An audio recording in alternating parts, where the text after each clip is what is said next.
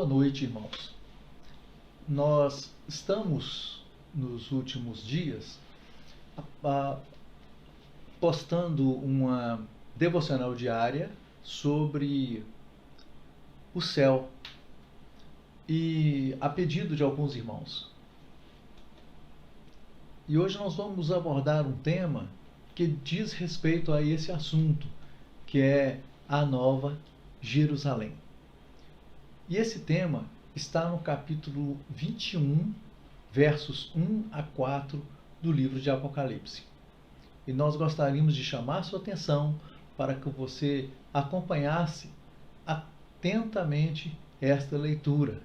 E desde já nós clamamos a Deus que opere no seu coração, abrindo sua mente, concentrando sua atenção para aquilo que iremos discorrer acerca deste texto. O texto diz assim: Vi novo céu e nova terra, pois o primeiro céu e a primeira terra passaram e o mar já não existe.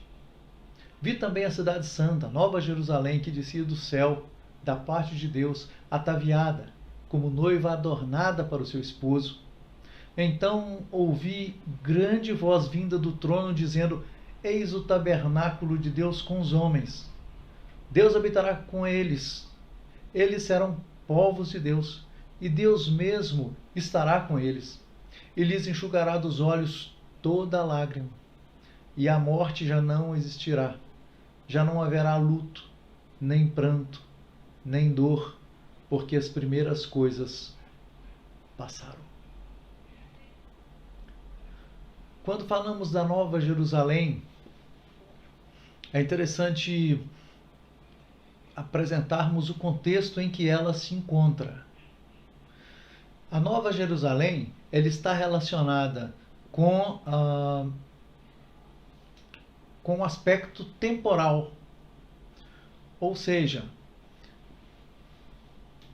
o céu é o lugar onde estão aquelas pessoas que morrem em Cristo. A Nova Jerusalém é um local onde habitarão aqueles que morreram e que foram transformados em Cristo, porém ressurretos. E essa é a ideia que nós vemos nas Escrituras e de modo especial no livro do Apocalipse. E sobre a Nova Jerusalém, o texto nos mostra que ela existirá sobre um contexto de novo céu e sobre nova terra. A ideia de novo aí nos faz lembrar duas palavras da língua grega que esse texto foi escrito. Existem duas palavras que são traduzidas por novo. A primeira palavra é neos, que é novo em relação a tempo. Então, quando você faz algo que não existia antes, isso é chamado de neos no grego. É um novo que antes não existia e que a partir daquele momento passou a existir. Porém, o termo que nós encontramos nesse texto é kainos. E esse termo kainos, ele diz respeito a novo em qualidade e não novo no tempo. A ideia do termo é algo que foi feito de novo. Portanto, é um novo céu e nova terra, não no sentido de tempo, mas no sentido de restauração daquilo que existia anteriormente. E quando nós falamos sobre céu e terra, novos céus e nova terra, nós estamos dizendo de união de parâmetros diferentes, distintos. Normalmente nós separamos o nosso universo entre céu e terra. Antes da descoberta do espaço,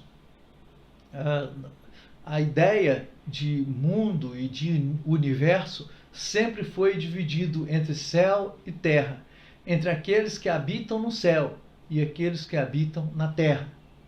A ideia desse texto de novos céus e de nova terra é a ideia de unicidade. Haverá uma união, uma reunião entre céu e terra, onde se quebrará essa divisão que existe ao longo dos séculos. Outra coisa que o texto nos mostra é que a Nova Jerusalém existirá sob perfeita comunhão. Observe que o texto sempre chama-nos atenção para o aspecto de comunhão, de união, de quebra daquilo que separava, que distanciava. O texto que lemos diz que o mar já não existe. A palavra de Deus nos mostra o mar como sendo um local de perigos. E perigos, muitas vezes, de impossível de ser vencido pelo homem. O próprio Apocalipse, em determinado momento, quando se fala da ressurreição, o texto diz que o mar dará os seus mortos. A ideia é que o mar é um local onde aqueles que morrem no mar não voltam. É o lugar mais difícil de você restaurar algum corpo após a morte é no mar. Por isso o texto diz, e o mar dará os seus mortos. O mar ele se refere a perigos que estão próximos de nós. O mar ele relaciona também a separação. Os povos, grande parte deles eram separados por mar. Tanto é que o Mediterrâneo era chamado naquela época de Mar Grande. Era um mar enorme, é um mar que eu não consigo ver o que tem do outro lado. É algo que separa este povo do povo que está do outro lado. O mar também ele se relaciona ao caos. Quando as Escrituras vai falar da besta que sobe do mar, ela mostra aquele assistente do dragão que sobe exatamente no momento onde há tumulto, onde as nações estão em tumulto, em situação difícil, como as águas do mar que não param, elas ficam sempre se debatendo. Então há uma ideia de caos. E a ideia da Nova Jerusalém é que é um local onde não há perigos, é um local onde não haverá separações, é um lugar onde não haverá caos. Por isso o texto diz, e o mar já não existe. O texto também nos lembra que a Nova Jerusalém é uma cidade que desce do céu. A Nova Jerusalém que descia do céu. Visão que João teve da Nova Jerusalém. Vamos voltar, irmãos, lá no livro de Gênesis, no capítulo 4. Observe que esse texto de Gênesis fala que, se você observar o verso 16, você verá a despedida de Caim da presença do Senhor. O versículo 17 afirma que ele coabitou com a sua mulher e ela concebeu e deu luz a Enoque. E o que foi que Caim fez? A primeira coisa que ele fez, ele edificou uma cidade. E qual nome que ele colocaria nessa cidade? O nome do seu filho, o nome da sua herança, o nome da sua posteridade, o nome do fruto do seu trabalho, algo que é dele e que pertence a ele. E esta foi a primeira cidade que as Escrituras nos mostram que existiu. Nós hoje estamos tão acostumados com a ideia de cidade que nós não paramos para pensar o que tem por detrás de uma cidade e as origens da sua formação, que estão exatamente em Caim. A criação da cidade é um ato de rebeldia a Deus. Vamos continuar nesse capítulo 4 de Gênesis. O texto do capítulo 4 restante nos fala que Caim gerou Enoque, e mais adiante diz que ele gerou Lameque, que foi o primeiro homem que teve 2 esposas. E dessas 2 esposas lhes nasceram 3 filhos. E o texto bíblico nos fala que o primeiro deles era Jabal, o segundo era Jubal, eram irmãos, e o terceiro da outra esposa de Lameque era Tubal-Caim. Observe, irmãos, que Jabal, ele trabalhava com tendas, com gado, portanto, ele sustentava a cidade de Enoque com habitação, com alimentação e com vestes. Observe bem Jubal. Jubal era aquele que fazia instrumentos musicais. Ele era o pai dos tocadores de instrumentos ou dos instrumentistas, mas ele era o pai da cultura. Jubal era o homem que trazia à cidade a cultura, que ela desejava. As horas de entretenimento ficavam por conta de Jubal. E o seu irmão, o meio-irmão Tubal-Caim, era o senhor das armas. Tubal-Caim era aquele responsável por armas de ferro, de bronze, pontiagudas, cortantes. Ele era um homem que produzia as armas e, por certo, sabia muito bem como usá-las. Significa que nós temos uma cidade que está estruturada, uma cidade que tem toda a sua estrutura em torno de si mesma, uma cidade que não precisa da cidade vizinha, que não precisa de outras pessoas, que não precisa de outro ser, nem mesmo de Deus, para a sua continuidade. Essa filosofia, ela é tão perversa que ela continuou, e mais adiante nós encontramos a cidade de Babel, onde fizeram uma torre para que o topo dela tocasse aos céus. E a gente percebe a tendência de uma liberdade de Deus, uma cidade que não depende de Deus, uma cidade que não precisa do Senhor, uma cidade que não precisa da palavra do Senhor.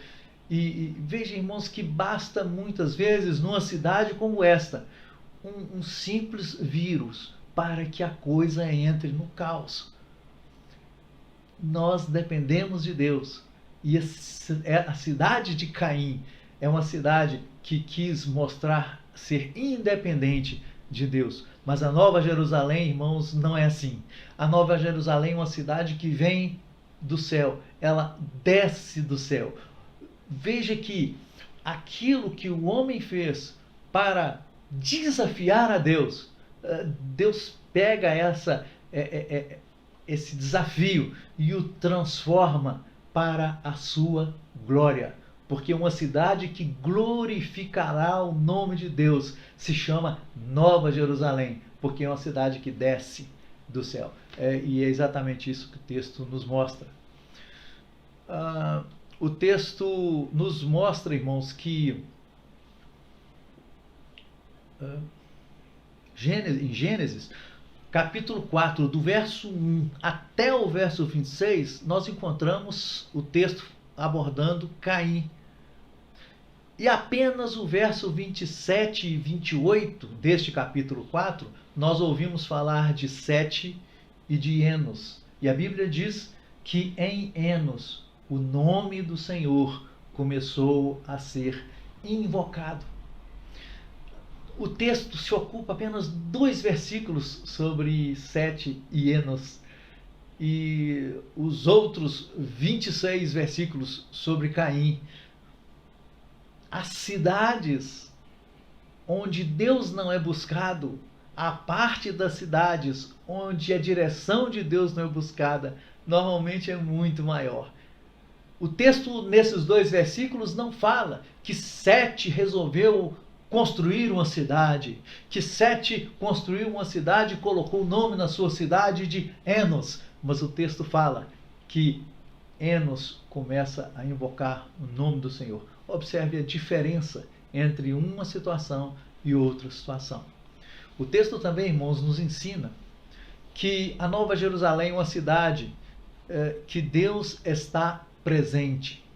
O verso 3 diz que então ouvi grande voz vinda do trono, dizendo: eis o tabernáculo de Deus com os homens. Deus habitará com eles, eles serão povos de Deus e Deus mesmo estará com eles. Veja quantas vezes nós temos com eles apenas em um versículo. Com os homens, com eles e com eles.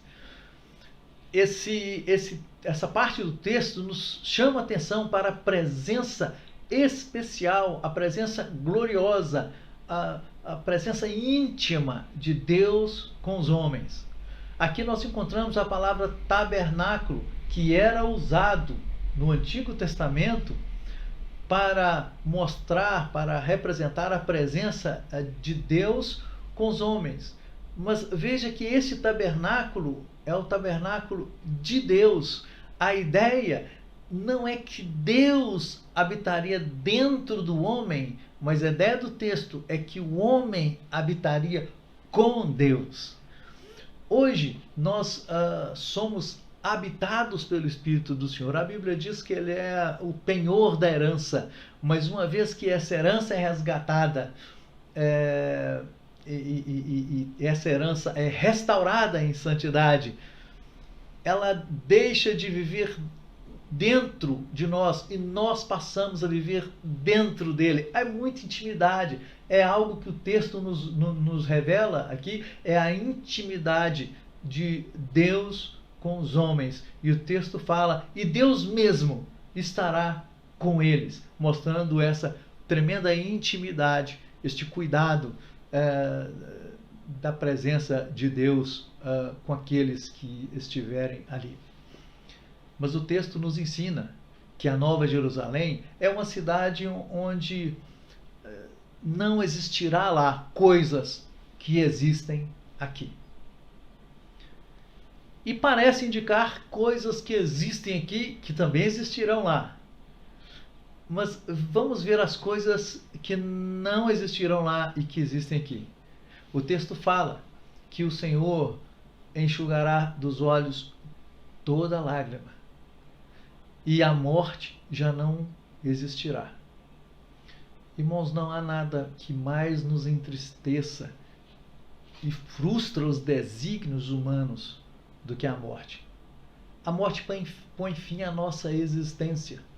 A morte nos faz ver de uma maneira muito dura que somos pó e retornaremos ao pó. A morte, ela é uma separação, e ela separa o homem das pessoas que ele ama. A morte é terrível. E o texto fala que na Nova Jerusalém a morte já não existirá. Mas o texto fala também que já não existirá luto. O luto é a tristeza em função da morte. O luto é uma consequência da morte. Só passa pelo luto quem passou, enfrentou a tristeza e a circunstância da morte. Portanto, se não haverá morte, o texto fala que não haverá luto. Mas ele continua. Ele diz que não haverá pranto. O pranto aí, irmãos, é lamento, é clamor. O pranto é algo que vem do fundo da alma. O pranto não é choro. O pranto é uma dor que você sente, um clamor que você faz, é algo extremamente íntimo nosso, em função de uma dor, de uma situação que você está enfrentando. O pranto é um termo muito pesado e ele é uma consequência do luto, porque a tristeza, após morte, ela nos faz pensar e meditar o que será o futuro sem a presença daquela pessoa, e isso tende a gerar pranto. Às vezes nós pranteamos também por problemas muito sérios que enfrentamos. Mas o texto fala que Nova Jerusalém não existirá pranto. O texto fala também que lá na Nova Jerusalém não haverá dor. Não haverá dor. Não tem nada, irmãos, que nos incomoda mais do que dor. Não interessa onde é essa dor. Qualquer lugar do corpo que você tiver uma dor, essa dor vai te incomodar. Pode ser uma unhazinha que estiver encravada, ela vai te incomodar muito. O órgão pode ser pequeno ou pode ser um órgão maior, mas se ele provoca uma dor, você sente. E o texto fala que na Nova Jerusalém não existirá dor. E veja, irmãos, que a dor ali é genérica. Eu estou falando de dores físicas, mas o texto nos indica que não haverá nenhum tipo de dor, nem as dores do espírito, as dores da mente, as dores que nos vêm ao coração, a dor que você sente quando você é atacada por alguém que você não esperava, ou quando alguém frustra as suas expectativas. O texto fala que não haverá dor na Nova Jerusalém. E ele fala por quê? Porque as primeiras coisas passaram. Porque estas coisas, elas estão ligadas às primeiras coisas e não às últimas coisas. As primeiras coisas já passaram. O apóstolo Paulo, irmãos, ele fala que aqueles que estão em Cristo são nova criatura. As coisas velhas, as coisas antigas já passaram. Eis que tudo se fez novo. Paulo parece mostrar que mesmo antes de chegarmos lá, nós podemos nos identificar com a Nova Jerusalém quando nós aceitamos Jesus Cristo como nosso Salvador pessoal. Quando nós o abraçamos como aquele que nos guia não apenas neste mundo, mas nos guia pelo vale da sombra da morte e nos guia em segurança até a Jerusalém celeste, a Jerusalém que desce do céu.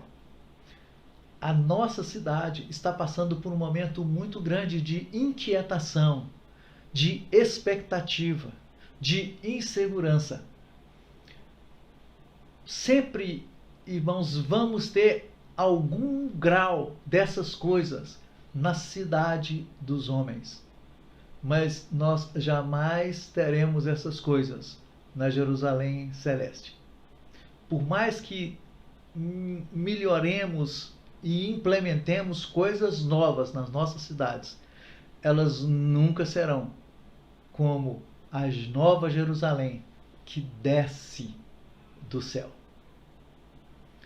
O nosso desejo e oração nesta noite é que você passe a valorizar essa Nova Jerusalém que está sendo preparada, segundo João, capítulo 14, versículo 2, e essa Nova Jerusalém que Jesus Cristo, que o Pai irá trazer do céu para nós, que será a nossa morada eterna. Que você tenha alegria pelo cuidado de Deus em preparar essa cidade.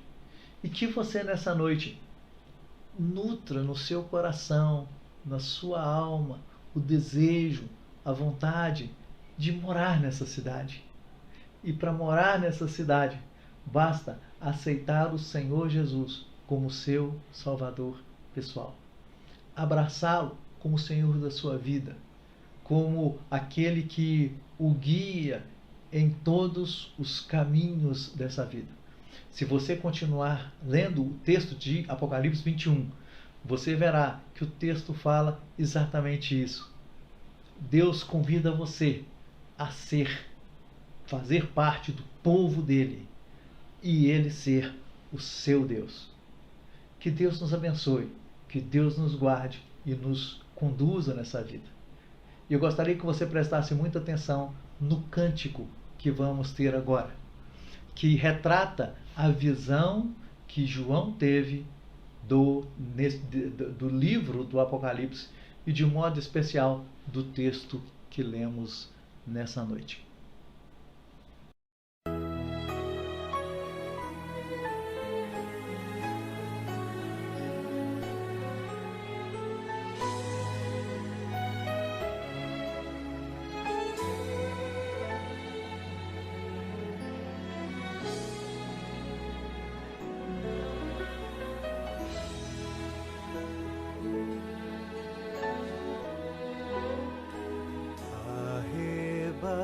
Arrebatado fui no dia do Senhor, ouvi uma grande voz, a voz do meu Jesus.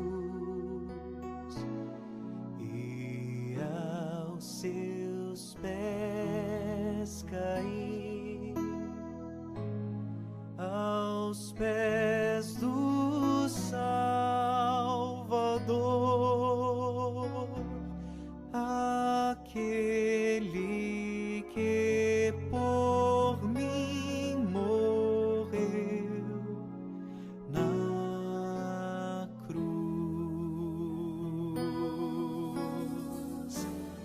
E vi novo céu,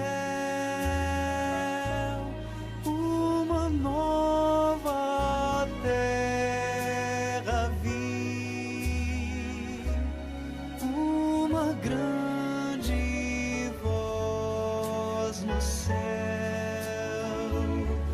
se fez então ouvir.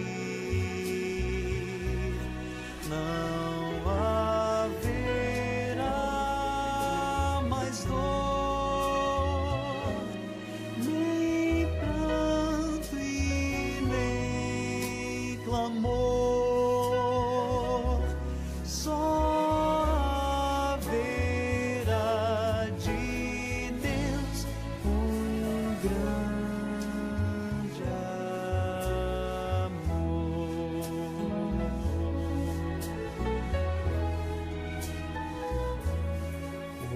Onipotente Deus, a quem vencer dará tudo que é seu no céu, tudo herdará de Deus.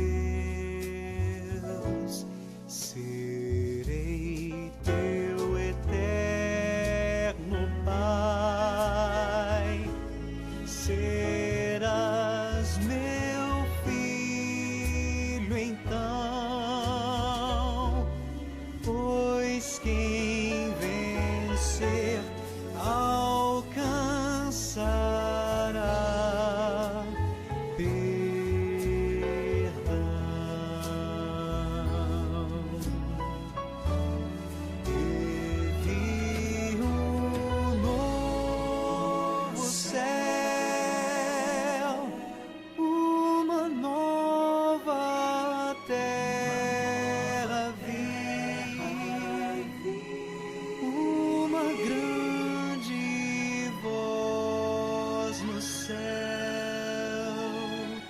se fez então ouvir.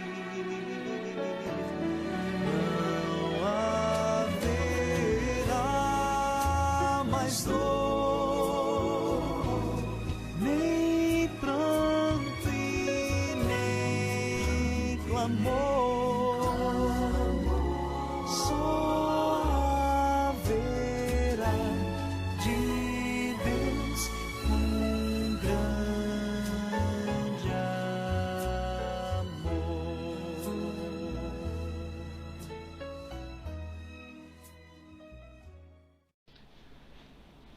Vamos orar nesse instante?